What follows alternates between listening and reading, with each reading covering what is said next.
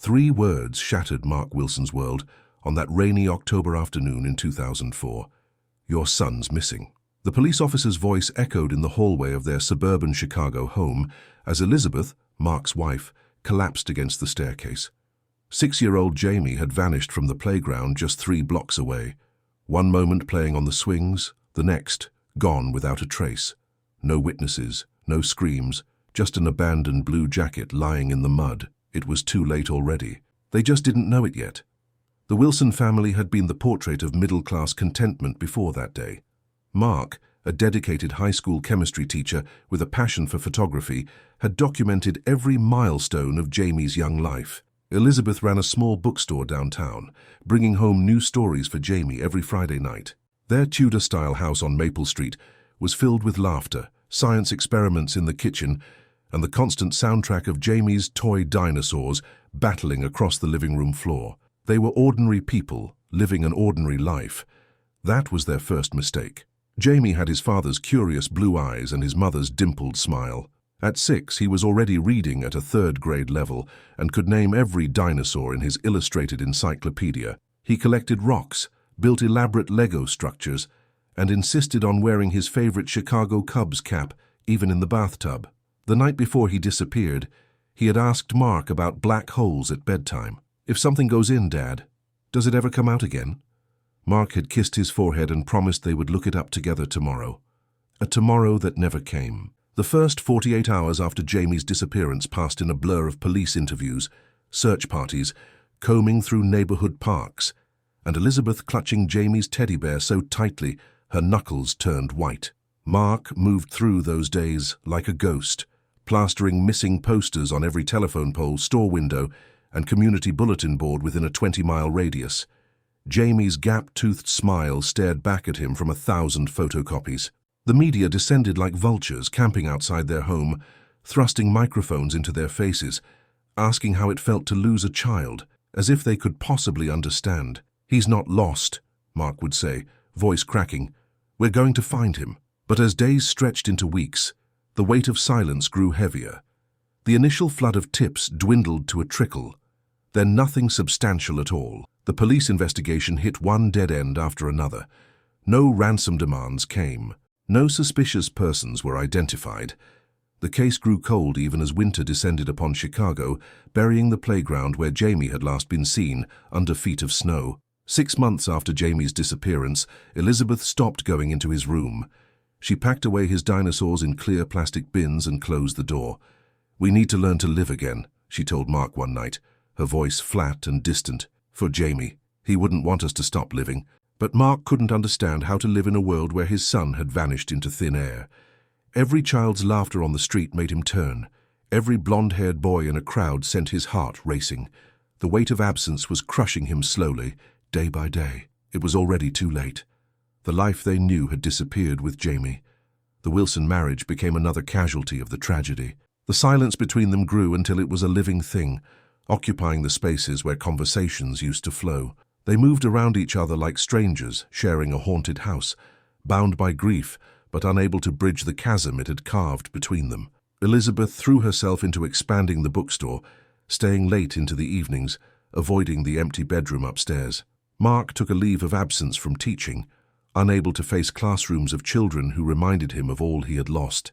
On the 1-year anniversary of Jamie's disappearance, they held a small ceremony in the backyard. Elizabeth planted a young maple tree, "Something to grow in his place," she said quietly. Neighbors brought casseroles and awkward condolences.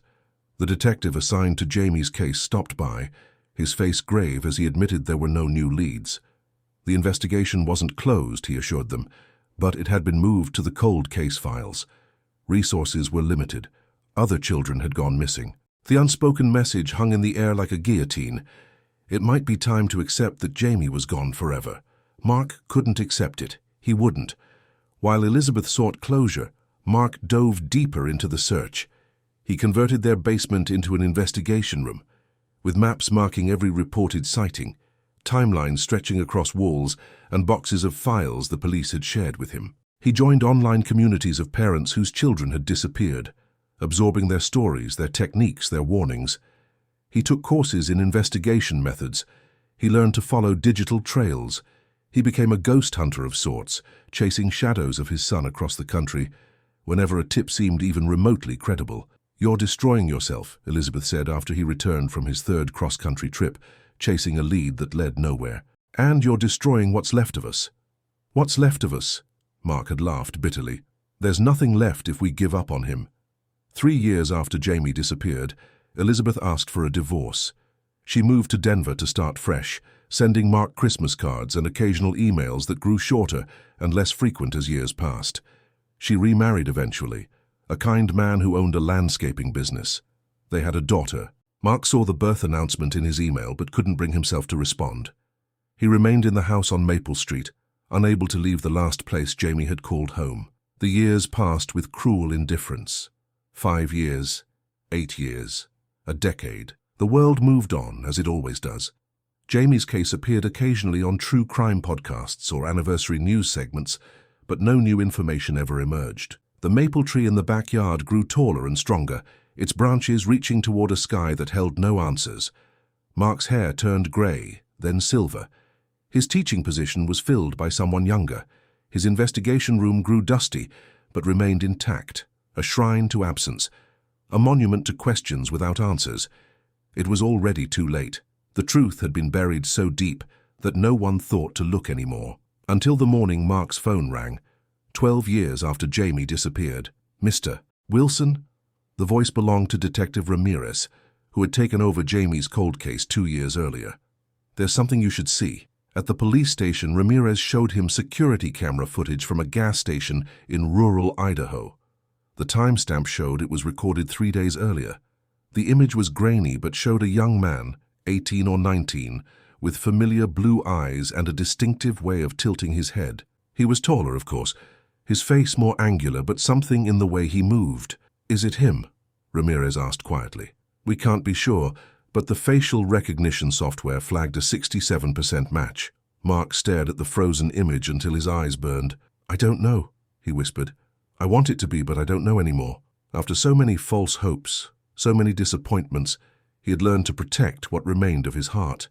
The young man in the footage had purchased a coffee and a tank of gas before driving away in a blue sedan with California plates. The police traced the vehicle to a rental company in San Francisco. The name on the credit card was Thomas Grant. A dead end. The ID was fake, the address non-existent.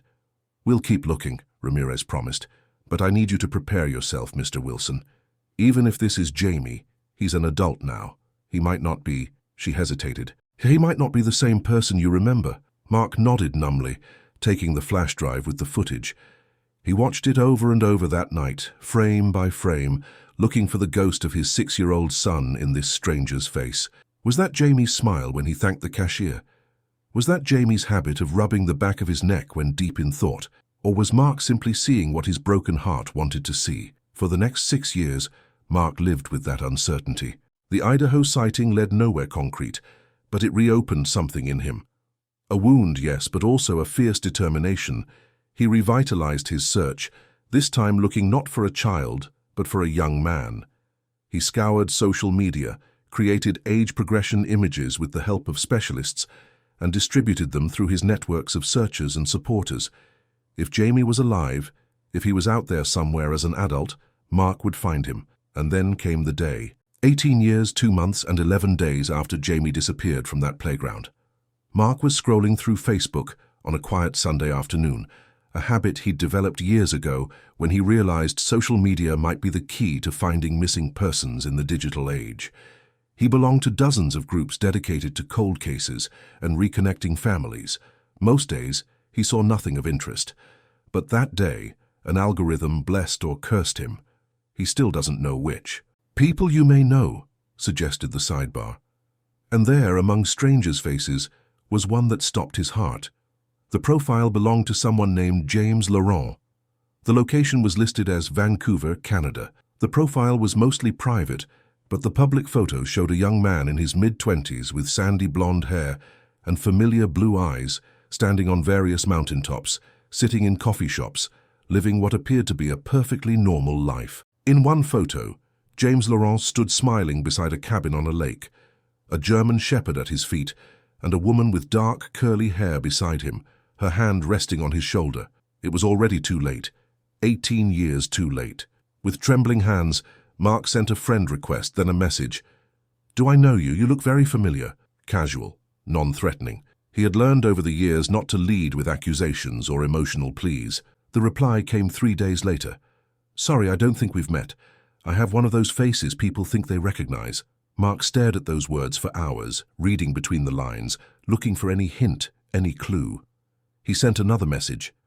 "You remind me of someone I lost a long time ago. I apologize for bothering you." Then he attached a photo, not of 6-year-old Jamie, but of himself at the high school where he used to teach, standing next to the chemistry lab sign. A piece of personal information without direct questions. This time James Laurent didn't respond for 2 weeks. Mark checked the profile obsessively, noting that James had added new photos, a hiking trip, dinner with friends, living his life while Mark held his breath. Then finally a message appeared. "I'm sorry about your loss. Life takes strange turns sometimes. The past is often better left where it is." The words hit Mark like a physical blow. Not a confirmation, but not a denial either. Something in between. A door left slightly ajar. He showed the messages to Detective Ramirez, who advised caution. "This could be Jamie, or it could be someone who doesn't appreciate being contacted by strangers," she warned. "We can try to investigate this James Laurent, but we'd need more to go on." Mark couldn't wait for official channels. He booked a flight to Vancouver for the following week, telling himself he was merely taking a vacation, not potentially sabotaging the most promising lead in years. Before leaving, he sent one more message to James Laurent. "I'll be visiting Vancouver next week. Perhaps we could meet for coffee." No pressure, no expectations. No response came. Vancouver in autumn was beautiful. The city nestled between mountains and ocean, trees turning golden and red. Mark checked into a downtown hotel and spent the first 2 days simply walking the streets, visiting the locations tagged in James Laurent's photos, hoping for a chance encounter. He found the coffee shop from one picture, a bookstore from another.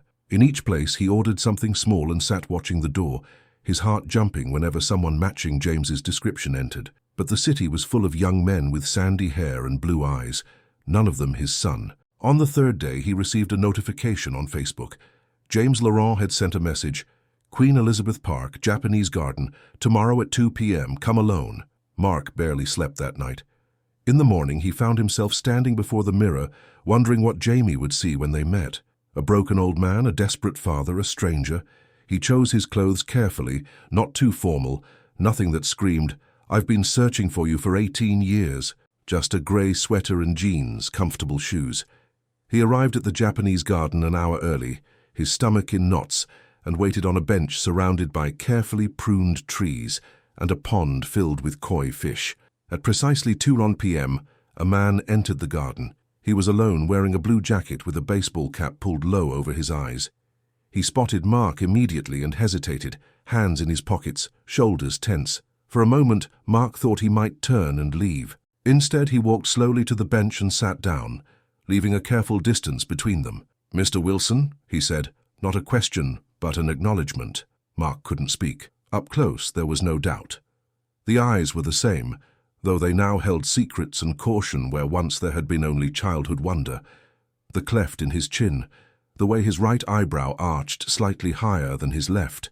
This was Jamie, his son, his heart, his missing piece, sitting beside him as a grown man. It was already too late for the reunion he had imagined thousands of times. "I go by James now," he said quietly, staring at the koi pond rather than at Mark. "Have for a long time." "Jamie," Mark whispered, the name escaping before he could stop it. James flinched visibly. "Please don't call me that. That's not who I am anymore." The silence stretched between them, heavy with 18 years of absence. A light rain began to fall, pattering on the leaves above them. Neither moved to seek shelter. "Did they take you?" Mark finally asked, the question that had haunted his dreams for nearly 2 decades. "Were you kidnapped?" James gave a strange, hollow laugh. "Is that what you need to believe?" "I need the truth," Mark said. "Whatever it is.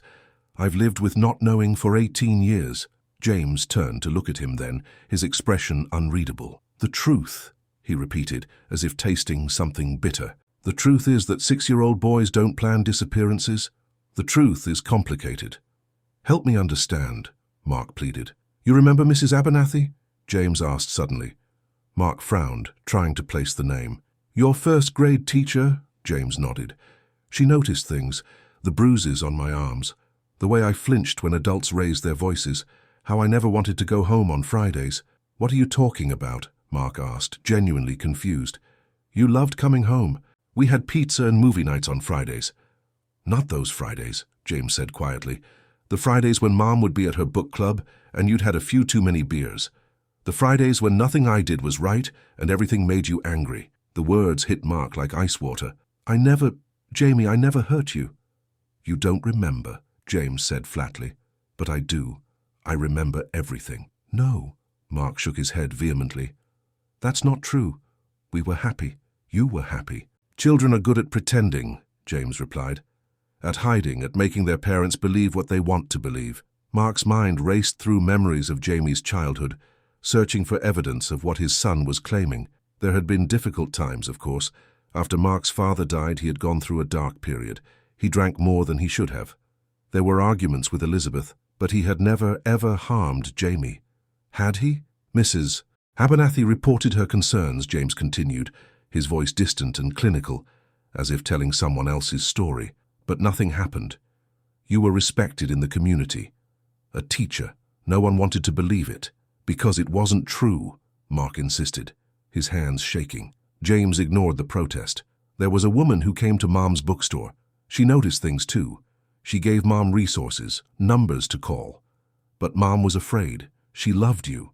She believed you would change. Mark felt sick. Elizabeth would have told me if she was concerned about anything like that. She tried, James said simply. Many times. You don't remember that either. The rain fell harder now, soaking through their clothes, but neither of them moved. Mark's mind was a tornado of confusion and denial. This couldn't be real. This wasn't the reunion he had imagined. This wasn't his Jamie. What happened on the playground? Mark asked, his voice breaking. If what you're saying is true, who took you? James looked up at the grey sky, blinking as raindrops hit his face. Her name was Diane. She was part of a network that helped children in dangerous homes. She'd been watching for weeks, establishing a pattern.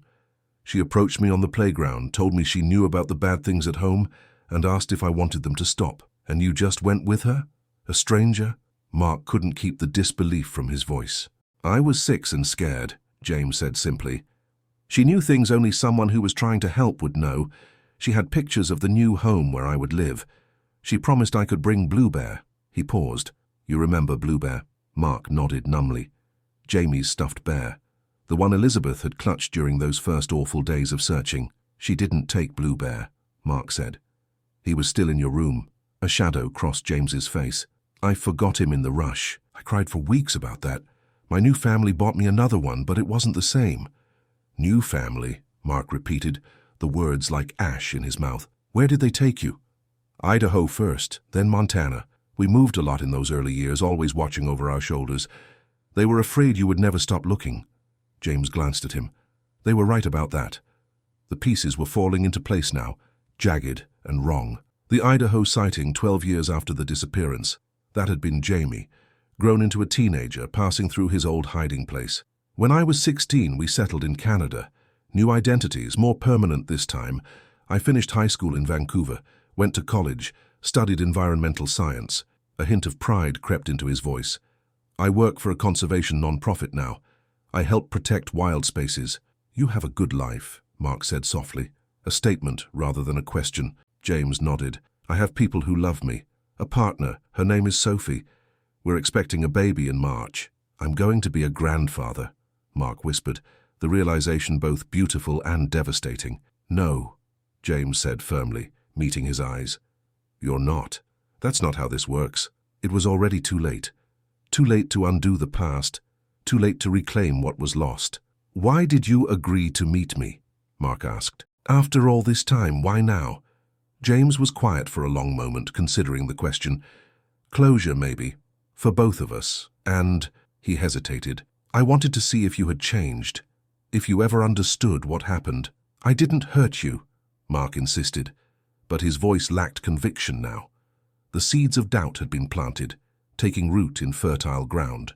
Had there been signs he'd missed? Moments of anger he'd forgotten, injuries explained away. The human memory was fallible, he knew this. Years of self-medication with alcohol after Jamie disappeared had left holes in his recollections. "It doesn't matter anymore if you believe me," James said with a sigh. "The past is the past. I didn't come here to convince you or to hear apologies. I came to tell you to stop looking. I'm not coming back. Jamie Wilson is gone." "What about your mother?" Mark asked. "Elizabeth has suffered too. She deserves to know you're alive, that you're safe." A complex emotion crossed James's face. "Mom already knows." The revelation hit Mark like a physical blow. "What?" "She found me 5 years ago," James said. "Or rather, I found her. After her second child was born, I wanted to know if she was okay." "She never told me," Mark whispered, the betrayal sharp and fresh. "I asked her not to," James explained. "She respected my wishes. We email sometimes. She sends birthday cards to a P.O. box. She's met Sophie. She understands that my life is here now, not in Chicago." Mark felt the world tilting beneath him. For 18 years, he had dedicated his life to finding his missing son. He had lost his marriage, his career, his future, all sacrificed on the altar of a search that had consumed him. And all along, Elizabeth had known, had moved on, had accepted what Mark couldn't. "What happens now?" he asked, his voice hollow. James stood up, adjusting his cap against the rain. "Now you go home, Mr. Wilson. You stop searching. You find a way to live with the truth, whatever version of it you choose to believe. Will I ever see you again?" The question escaped before Mark could stop it, pathetic in its naked hope. James hesitated, something like compassion flickering across his face. "I don't know. Maybe someday, if things change, if understanding comes. But not as father and son. That's not who we are anymore." He reached into his pocket and pulled out a small worn object, placing it on the bench between them. Blue Bear, faded and missing an eye, but unmistakable. "I found him last year, in a box in my adoptive parents' attic," James explained. "I think he belongs with you now." Before Mark could respond, James turned and walked away, his figure blurring through the curtain of rain. Mark watched until he disappeared around a bend in the garden path, taking with him the last 18 years of hopes and prayers and desperate searching. Mark sat alone on the bench for hours as the rain continued to fall, holding the tattered stuffed bear that had once been his son's most treasured possession. Night fell over Vancouver, the garden lights coming on one by one, illuminating the path James had taken. Eventually, a security guard came to tell him the park was closing. Back in his hotel room, Mark sat on the edge of the bed, still holding Blue Bear. He took out his phone and opened Facebook. James Laurent's profile had disappeared, either deleted or blocked. The phantom lead that had brought him to Vancouver had vanished as quickly as it had appeared. But this time there was no mystery, no unanswered questions, just a truth too painful to fully comprehend. He called Elizabeth that night, for the first time in years. "You knew," he said when she answered, his voice breaking. "All this time you knew he was alive." The silence on the other end was confirmation enough. "Mark," she finally said, her voice gentle but firm, "you need to let him go. He's not our little boy anymore. He hasn't been for a very long time." "He told me things," Mark said, struggling to form the words. "About me, about things I supposedly did to him. Terrible things I don't remember." Elizabeth was quiet for so long that Mark thought the call had dropped. "There were incidents," she finally said. "After your father died, you were drinking heavily. There were a few times when you lost control. I tried to talk to you about getting help, but you refused to acknowledge there was a problem." "I don't remember," Mark whispered.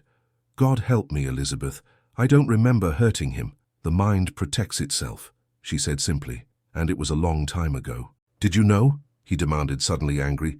"Did you know someone was going to take him that day?" "No," Elizabeth said firmly. "I was as shocked as you were.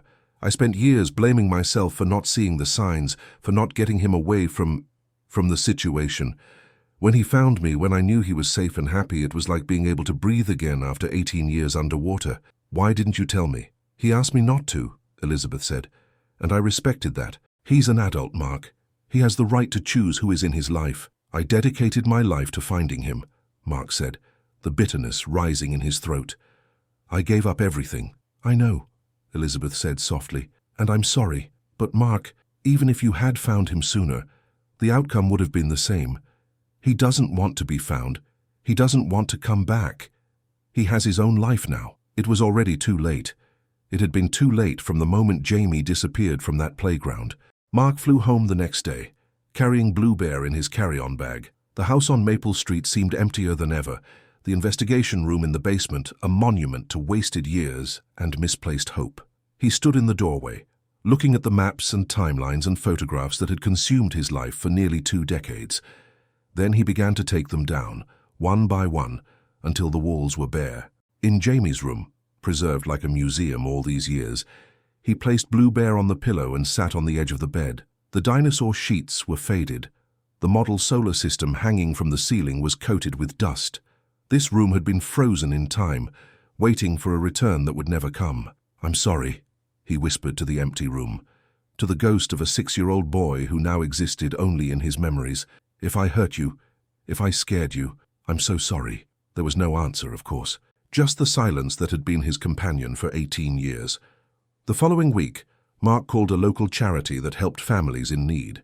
He donated Jamie's clothes, toys, and books, everything except Blue Bear and a small photo album. He repainted the bedroom walls and bought new furniture. The room would become his office, he decided. A place to start whatever came next in his life, if anything could come after such a long detour. He contacted Detective Ramirez and told her to close the case. "Jamie isn't missing anymore," he explained. "He chose to leave."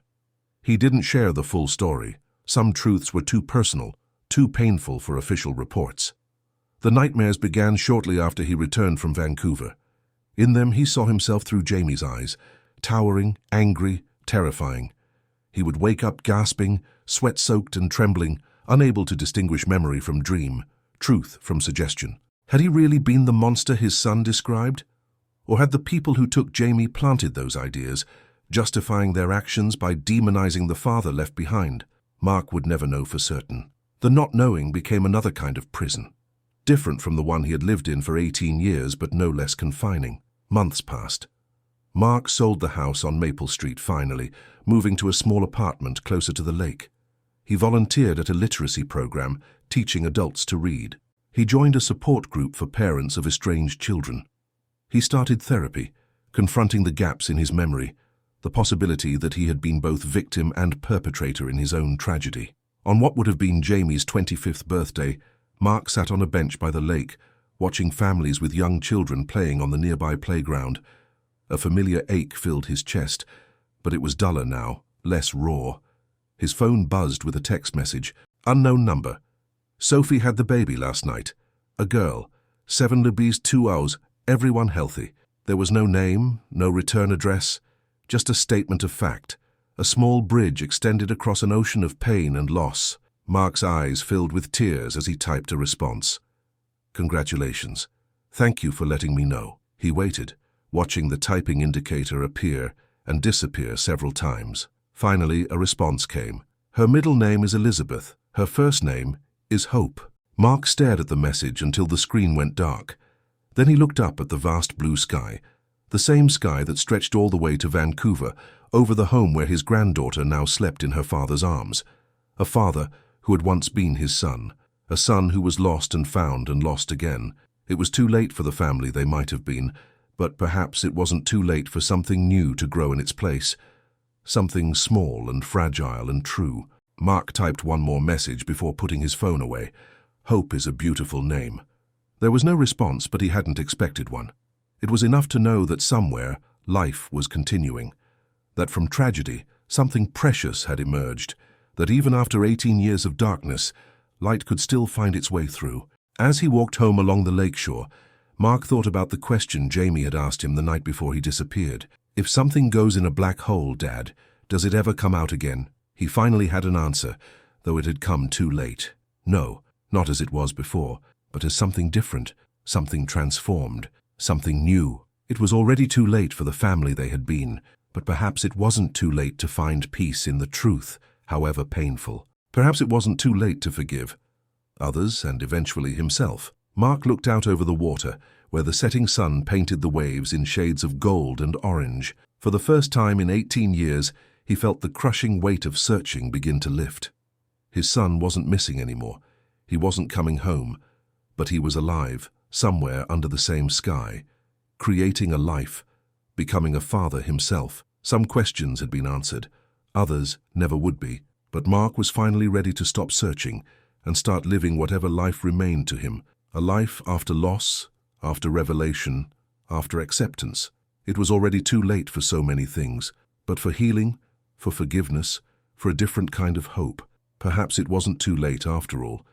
But the story doesn't end there. The truth rarely settles comfortably into place once revealed. 2 months after Hope's birth, Mark received another text message, a photo this time. Tiny fingers wrapped around an adult thumb. No caption, no words needed. Mark saved it to a password-protected folder on his phone, a secret treasure he could look at in private moments. Spring came to Chicago, melting away one of the harshest winters in memory. Mark had started dating cautiously, having coffee with a widow from his support group. Susan had lost her daughter to cancer 15 years earlier and understood grief's permanent residence in the heart.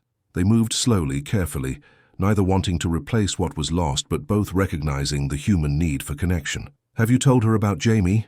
his therapist asked during one session. "Not everything," Mark admitted.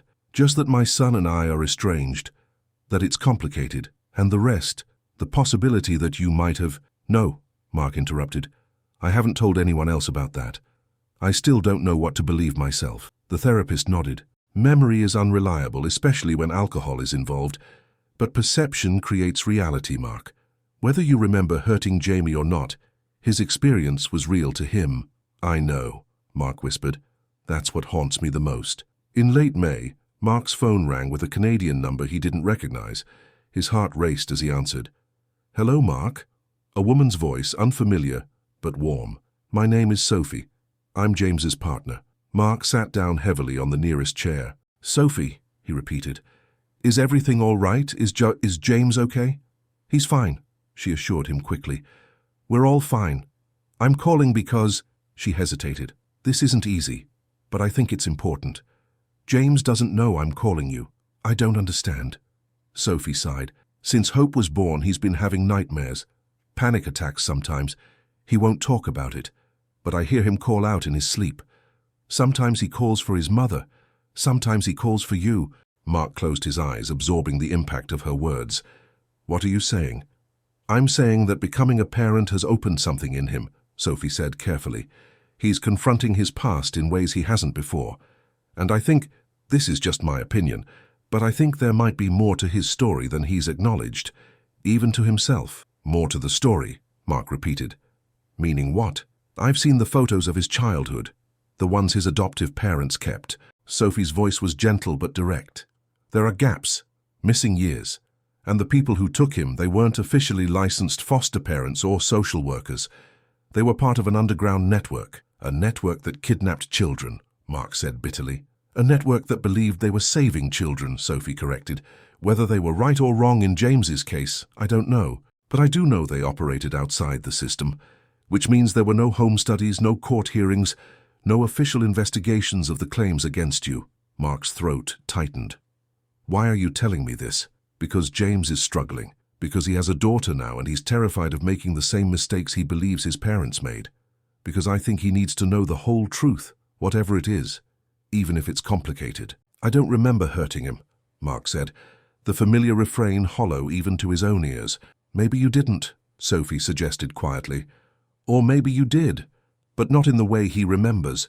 Children's memories can be influenced, especially in traumatic situations, and the people who took him had their own agenda." Mark felt a dangerous spark of hope flicker to life in his chest. "What are you asking me to do?" "Come to Vancouver," Sophie said.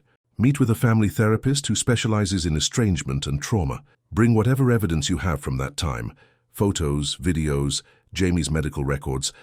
Let's try to piece together what really happened." "James would never agree to this," Mark said, though he was already mentally packing his bags. "Let me worry about James," Sophie replied. "Just say you'll come." It was too late to reclaim the past, but perhaps not too late to understand it. Mark flew to Vancouver 2 weeks later, a thick folder of documents in his carry-on.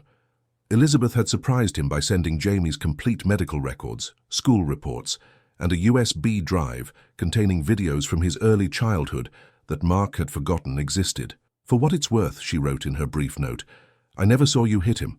Not once. I was afraid of your drinking, not your hands." The family therapist's office was in a converted Victorian house near Stanley Park. Dr.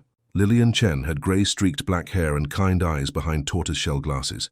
She met with Mark alone first, then with Sophie, and finally with James, who entered the room with rigid shoulders and clenched jaw, looking like he might bolt at any moment. "I'm only here for Sophie," he said immediately, refusing to make eye contact with Mark. "And for Hope. This doesn't change anything." "That's fine, James," Dr. Chen said calmly. "We're just here to talk. No one is making any demands of you." The first session was excruciating. James sat as far from Mark as the room allowed, answering questions in clipped monosyllables, but he didn't leave. Mark counted that as a victory, however small. They met twice weekly for a month. Slowly, painfully, they began to excavate the past. Dr. Chen reviewed Jamie's medical records. No documented injuries beyond the normal scrapes and bruises of childhood. No emergency room visits. No concerned notes from pediatricians. They watched home videos of family birthdays, camping trips, ordinary evenings at home where little Jamie laughed and played and showed no fear of his father.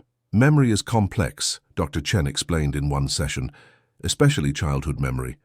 "It's not a video recording, it's a reconstruction affected by suggestion, by later experiences, by the stories we tell ourselves."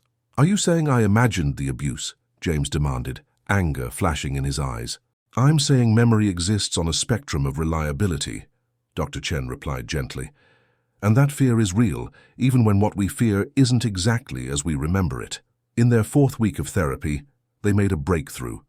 Mark had brought a journal Elizabeth kept during Jamie's early years, recording milestones and cute sayings, but also daily frustrations. In an entry from when Jamie was 5, Elizabeth had written, "Jamie had another nightmare about the monster in the basement. Mark tried to show him there's nothing down there, but Jay was hysterical. This is the third night this week. Dr. Abernathy suggested it might be connected to Mark's father's death and M's drinking afterward. Jay saw M pass out on the basement couch last month when he was in one of his dark moods. Maybe that's the monster Jay is really afraid of, talking to M about cutting back again tomorrow." James stared at the entry, written in his mother's familiar handwriting. "I remember the basement monster," he said slowly. "It had yellow eyes and sharp teeth. It roared and threw things. I was terrified of it." Mark felt sick. "Jamie, that was me. I used to go to the basement when I was drinking heavily. After my father died, I was in a bad place. I'd get drunk and pass out down there so Elizabeth wouldn't have to deal with me." "You were the monster," James whispered, a look of confusion crossing his face. But you hit me. You threw me against the wall. You said I was worthless, just like your father always told you." Mark shook his head. "Jamie, I never laid a hand on you, I swear it. I was a drunk. Yes, I was depressed and angry and a terrible husband and father during that time. But I never hit you." "Then why do I remember it?" James demanded, his voice cracking. "Why do I have scars from it?" "What scars, James?" Dr. Chen asked quietly. James hesitated, then rolled up his sleeve, revealing a jagged 3-inch scar on his forearm. "From when he pushed me and I fell against the coffee table. I needed stitches." Mark stared at the scar, then slowly shook his head. "Jamie, you got that scar at the playground when you were 4. You fell off the monkey bars. We took you to the emergency room together. You, me, and your mother. The doctor gave you a Spider-Man bandage afterward." "That's not true," James insisted, but doubt had crept into his voice. Dr. Chen pulled out the medical records. "Here," she said, finding the report. 4 years old. Laceration to right forearm requiring 7 stitches. Cause of injury, fall from playground equipment. Both parents present at time of treatment." James stared at the document, then at his scar, his face pale. "I remember it differently." "Tell me what you remember," Dr. Chen encouraged. "I remember him drinking," James said, not looking at Mark. "Coming home angry. Mom trying to keep me quiet so I wouldn't set him off. I remember hiding in my closet. I remember him finding me and dragging me out by my arm, calling me names." "Did those things happen on the same day you got the scar?" Dr. Chen asked. James frowned, concentration etched on his face. "I thought so. That's what I've always believed." "May I suggest something?" Dr. Chen asked. When James nodded, she continued, "It's possible you're experiencing what we call memory consolidation errors. different traumatic or emotional memories from around the same period, becoming merged into a single narrative. You think I made it all up? James asked defensively. Not at all, Dr. Chen said. I think you experienced fear. I think you witnessed your father's alcoholism and it frightened you deeply. I think you probably did hide from him, and your mother probably did try to keep you quiet when he was in one of his dark moods. Those emotional memories are real, but the specific incidents, the physical abuse, the scar, those details may have become attached to the emotional memories later. By Diane, James said slowly. The woman who took me. Dr. Chen nodded. It's a documented technique used by certain types of manipulators. They find a kernel of truth, your fear of your father's drinking, and build upon it, asking leading questions, suggesting details, until the person, especially a child, begins to construct a narrative that aligns with what the manipulator wants them to believe. She told me she was saving me, James said, his voice distant. She showed me pictures of other children she'd rescued, said they were happy now, safe from monsters like you. Mark felt tears sliding down his cheeks. Jamie, I was a mess after my father died. I was drinking too much, I was depressed, I was failing you and your mother in 1,000 ways. But I never hit you. I never called you worthless. I loved you more than anything in the world. James looked at him directly for the first time, really looked at him, studying his face. I don't know what to believe anymore, he admitted. I've built my entire life around one version of the story. Perhaps, Dr. Chen suggested gently, there is room for a new version. Not one that erases your pain or invalidates your experience, but one that might allow for healing. It was already too late to reclaim those lost years, but it wasn't too late for understanding to begin. The therapy continued through the summer. Mark rented a small apartment in Vancouver, extending his leave of absence from the literacy program. James remained cautious, but the rigid hostility began to soften. One session, he brought baby Hope, introducing her formally to Mark. She has your eyes, Mark said, tears blurring his vision as he looked down at his granddaughter's tiny face. Just like you had mine. Sophie thinks so too, James admitted. In August, James agreed to visit Mark's apartment for dinner. He arrived with Sophie and Hope, bearing a bottle of wine and a guarded expression. The evening was awkward at first, conversations stilted and careful. But as they ate, as Sophie gently facilitated discussion with her natural warmth, the atmosphere slowly lightened. I want to show you something, Mark said after dinner, bringing out a photo album he'd compiled. Not to change your mind or dismiss your feelings, but just to share another perspective on our life before. James hesitated, then nodded. They sat on the couch, Sophie beside James, with Hope sleeping against her chest, as Mark opened the album. It contained photos Mark had carefully selected, Jamie laughing on Mark's shoulders at a Cubs game, Mark teaching Jamie to ride a bike, the family camping trip where Jamie had caught his first fish and insisted on releasing it because it needed to go home to its fish family. You were a good dad, Sophie observed, studying the photos. At least in these moments. I tried to be, Mark said. I failed sometimes, especially during that bad year. But Jamie was everything to me. James was quiet, turning the pages slowly. He stopped at a photo of himself at age 5, sitting on Mark's lap in the backyard hammock, both of them asleep in the summer sunshine, an open book fallen to the ground beside them. I remember this, he said suddenly. You were reading me Where the Wild Things Are. You did all the monster voices. Mark nodded, not trusting himself to speak. I wasn't afraid of you that day, James continued, his voice thoughtful. Why wasn't I afraid if you were hurting me? No one answered. The question hung in the air between them, not accusatory but genuinely puzzled, the first crack in the foundation of the narrative James had lived with for 18 years. That night, after James and Sophie left, Mark sat alone in his rented apartment, allowing himself to feel something he had denied for months. Anger, not at Jamie, but at the woman who had taken him, at the network that had operated on assumptions and suspicions rather than facts. At 18 years stolen from both of them. The next day, he brought this anger to Dr. Chen. That's a natural response, she assured him. You've lost nearly 2 decades with your son based on someone else's judgment of your fitness as a parent. That's an incredible injustice. Does James know what happened to this Diane person? The woman who took him? Mark asked. Dr. Chen hesitated. He's mentioned that she died about 10 years ago. Cancer, I believe. So she never faced any consequences, Mark said bitterly. She stole my son and died thinking she was a hero. The question now, Dr. Chen said gently, isn't about justice for the past, but about what happens next. What kind of relationship do you want with James going forward? What's realistic? What's healthy for both of you? Mark considered the question. I want whatever James can give, he finally said. If that's just knowing he's alive and well, then I'll accept that. If it's more, I would welcome it, but it has to be his choice. Over the next several months, a fragile bridge began to form. James started texting Mark occasionally, photos of hope, brief updates about work, casual messages that slowly increased in frequency. They had coffee together every few weeks, sometimes with Sophie present as a buffer, sometimes just the two of them. They avoided difficult topics outside of therapy, focusing instead on rebuilding some basic level of comfort with each other's presence. At Christmas, 6 months after Mark had come to Vancouver, James invited him to dinner at their home. It was the first time Mark had seen where his son lived, a cozy craftsman house with a view of the mountains, filled with books and plants and the controlled chaos of life with an infant. It's not forgiveness yet, James told him quietly as they stood in the kitchen washing dishes after the meal. I'm not sure what it is. It's enough, Mark assured him. It's more than I ever dared hope for. In February, just before Hope's first birthday, Dr. Chen suggested a more radical step in their healing journey.